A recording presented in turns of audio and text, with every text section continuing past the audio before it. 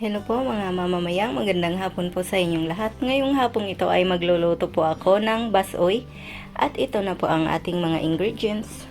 Unang-una, beef, yung manipis po na pagkahiwa.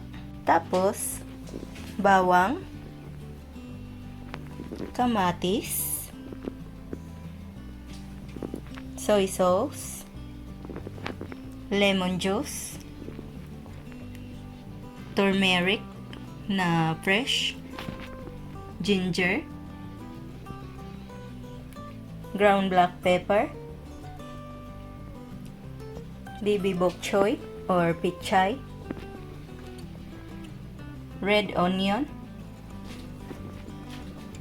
tapos asin, at saka gagamit din po tayo ng mantika at water. Ngayon po ay imamarinate po muna natin to ng 1 oras tong ating beef. Ngayon po ay ilalagay po natin tong 5 tablespoon na soy sauce dito sa ating beef na hiniwa natin ng maninipis. Pagkatapos po ay hahaluin lang po natin to.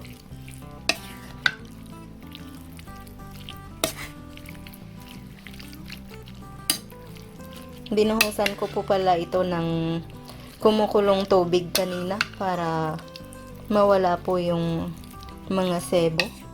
Tapos haluin lang natin yan. Pagkatapos nating haluin ay ilalagay na po natin tong ating lemon juice. Kung wala po kayong lemon juice ay pwede pong calamansi juice ang gamitin dahil mas maganda po yun at mabango pa. Yan. Paghahaluin lang natin yan. Tapos imamarinate po natin to ng mga 1 oras. Yan. Ipapakita ko po sa inyo mamaya kapag tinakpan ko na po ito. So ngayon ay hahaluin ko lang po siyang maigi para po malagyan lahat ng toyo at saka lemon juice itong ating beef. Hahaluin lang natin. Ngayon po ay ilalagay ko po itong ating ground black pepper na 1 teaspoon dito sa ating beef. Ayan po, haluin po nating maigi para malagyan po lahat ng ground black pepper itong ating beef.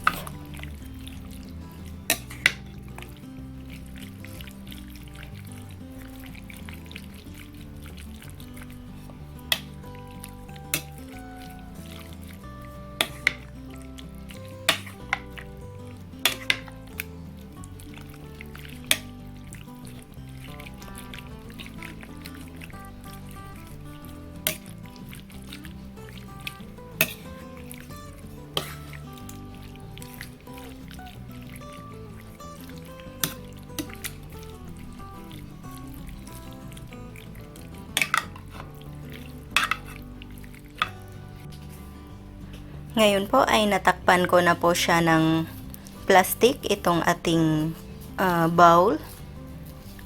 Ngayon ay ilalagay po muna natin to sa loob ng refrigerator ng mga 1 oras para po sipsipin ng ating karning baka ang soy sauce at saka yung lemon juice. Ngayon po dahil 1 hour na po ang nakalipas ay pwede na po nating lutuin tong ating minarinade na baka. Ayan na po. 1 oras po yan sa refrigerator. Naka-marinade siya. Tapos, yan. Pwede na po natin siyang umpisahang lutuin. Ngayon po ay maglalagay na po tayo ng mantika dito sa ating kawali. Ayan na po. Ngayon po ay umpisahan na po nating gisahin itong ating sibuyas na pula.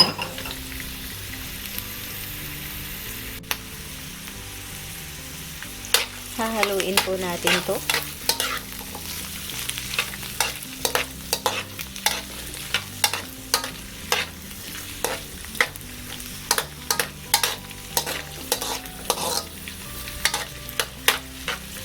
Ngayon po ay isusunod na natin tong ating bawang. At hintayin lang po natin na mag golden brown po yung ating bawang.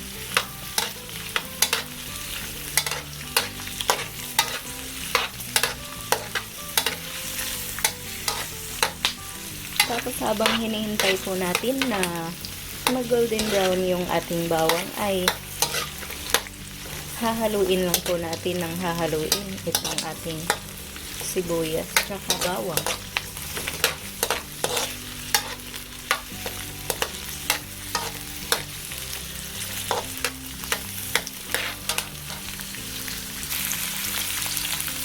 Ngayon po na medyo golden brown na po yung ating bawang ay pwede na nating isunod itong ating kamatis.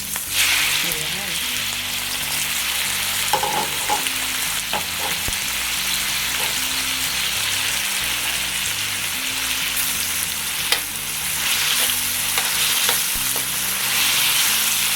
Hahaluin lang po natin siya. Tapos hihintayin po natin na maluto yung ating kamatis.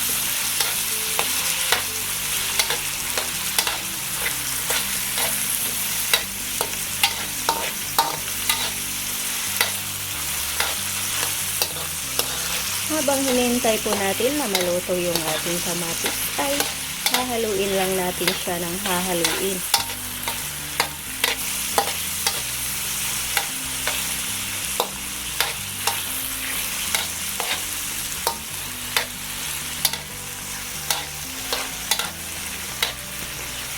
Ayan.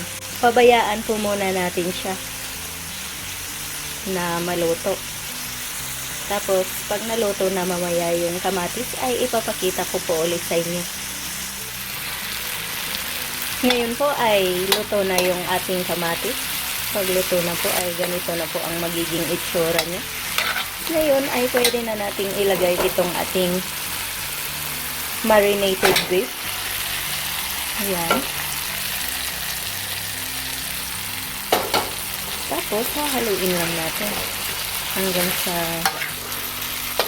mag-spread yung ating kamatis doon sa ating beef. Hindi ko na po pala kailangang maglagay ng ground black pepper kasi nilagay ko na po kanina doon sa beef nung minarinate ko siya.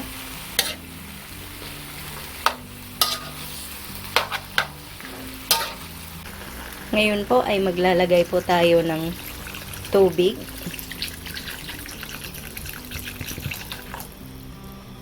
Mga 6 cups na tubig ang ilalagay po natin. Ngayon po ay pwede na po nating ilagay itong ating turmeric at saka itong ating luya. Ayan. So, ngayon po ay hihintayin lang po natin siya na 45 minutes para maluto. Tatakpan ko po muna siya. Muntik ko na pong nakalimutan. Maglalagay po muna tayo ng ng asin. Ayan. Mga 2 teaspoon na asin kasi marami po yung beef na niluluto ko. So, mga 2 teaspoon na asin. Pero, tikman nyo na rin po para mas malaman nyo kung gaano karami ang ilalagay nyong asin. Hahaluin po muna natin pala ito para hindi siya umalat yung isang side lang. Dapat pantay po yung alat. So, hahaluin lang natin ng konti. Ngayon po ay tatakpan na po muna natin to at hintayin po natin na maluto ng mga 45 minutes. Ganun po yun. So, ipapakita ko na lang po sa inyo mamaya kapag naluto na. Ngayon po ay luto na ang ating baka. Pwede na po nating ilagay itong ating bibi bok choy or pichay. Ayan.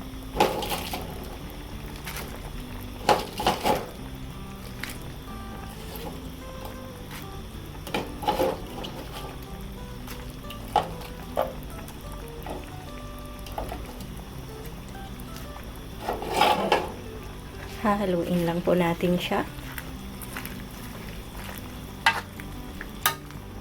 para maluto po yung ating gulay. Ayan na. Napakasarap po nito kasi tinikman ko na po siya kanina. Tapos sobrang sarap po niya. Ayan na. Luto na po itong ating basoy. Ngayon ay kukuha lang po ako. Ito na po mga mamamayang ang ating basoy. Sana po ay subukan nyo ang reseping ito. Sana magustuhan nyo at sana'y mag-like, mag-subscribe at mag-share po kayo. Ito po ang inyong Ate Mayang na nagsasabing mabuhay!